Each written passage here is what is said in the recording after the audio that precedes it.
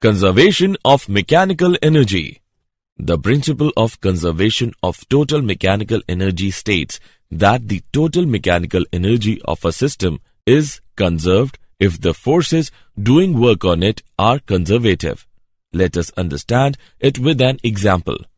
Consider a body of mass m initially placed at point B at height h from the ground.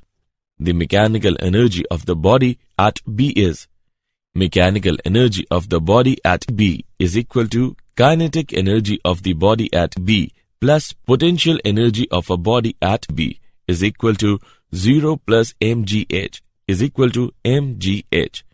Let A be a point at a distance x from B, and if u be the velocity of the body at A, then u square is equal to 2gx. Mechanical energy of the body at A is equal to kinetic energy of the body at A plus potential energy of a body at A. By calculating it, we get the mechanical energy of the body at A is mgh.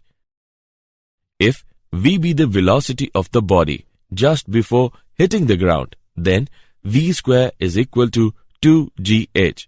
Here, mechanical energy of the body at O is equal to kinetic energy of the body at O plus potential energy of the body at O. By calculating it, we get mechanical energy of a body at O is mgh. It is clear from all above equations that mechanical energy of a body remains conserved during its free fall.